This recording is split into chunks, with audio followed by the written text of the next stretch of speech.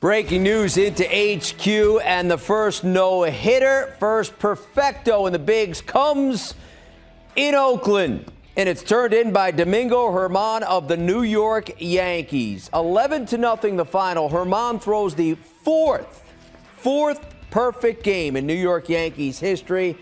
First perfecto since King Felix did it in 2012 in the bigs. And by the way, the latest no-hitter in the majors since 2013. First no-hitter, I should say. There's Domingo German, and there's the other Yankees that have turned in perfectos.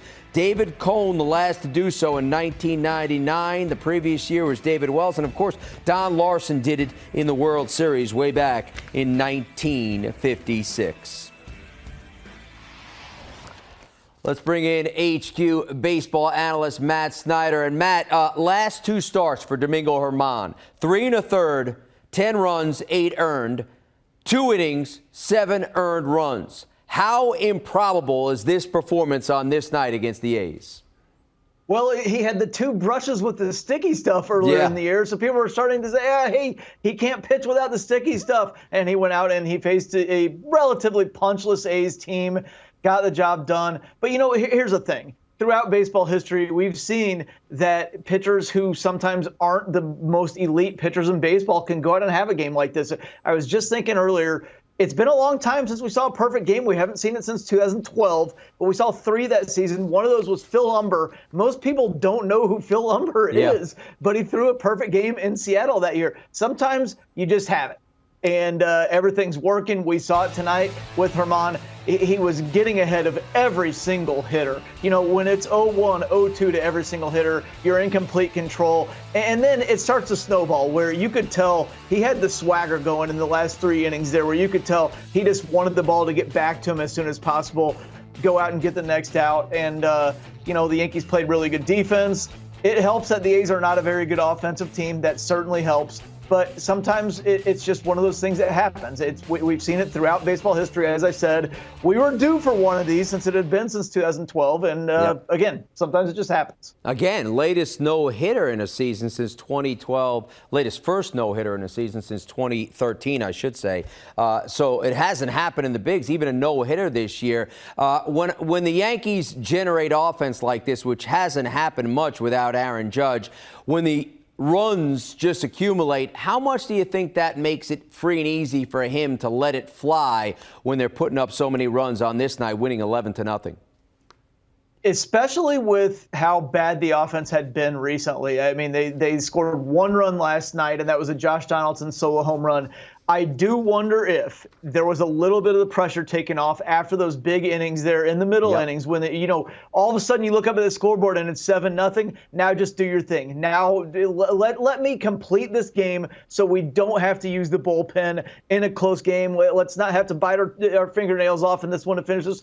I do think that there probably was some aspect to it once they got that big lead where he could feel a little bit like, hey, let's just go out and throw. I don't need to think about anything. I don't need to worry about holding a 1-run lead or anything like that. Let's just go out and throw. So I really do think that there probably was something to that there.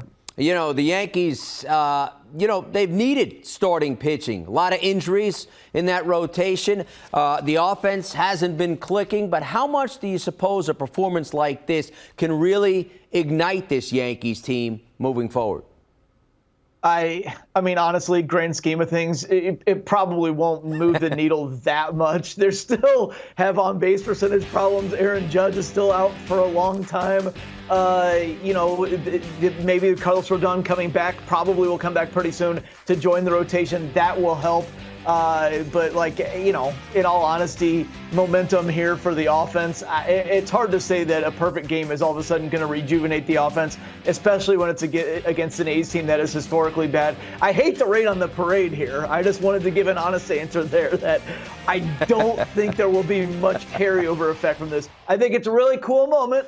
Yeah. It definitely counts. The competition doesn't matter because a perfect game is hard, no matter who you throw it against. But I don't see how this actually provides them with any more momentum moving forward than a normal win would. As you well know, momentum in baseball is the next day starting pitcher, if you will. And for the Yankees, that starting pitcher was terrific on Wednesday night. Matt, if I told you a pitcher who had given up 17 runs in his last 2 starts, who was suspended in May, would throw the first perfecto in the bigs since 2012, what would your answer be?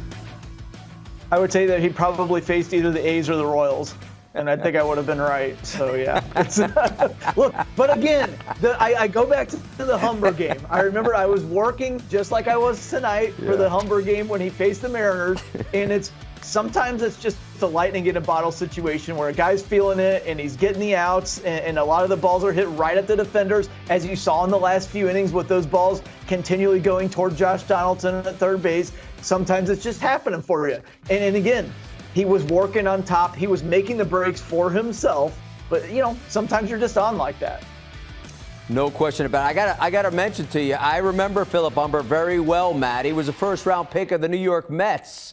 That didn't quite pan out for the Metropolitans as well. So you're right. Sometimes it's the players that you least expected to do things special. And on this night, it's Domingo German doing it for the New York Yankees. On a night they generate 11 runs of offense, they only needed 1 because German was perfect. He's Matt Snyder, CBS baseball analyst on the night. The Yankees get perfection from Domingo German, and this is what it sounded like as the Yankees get a special night from their right-hander.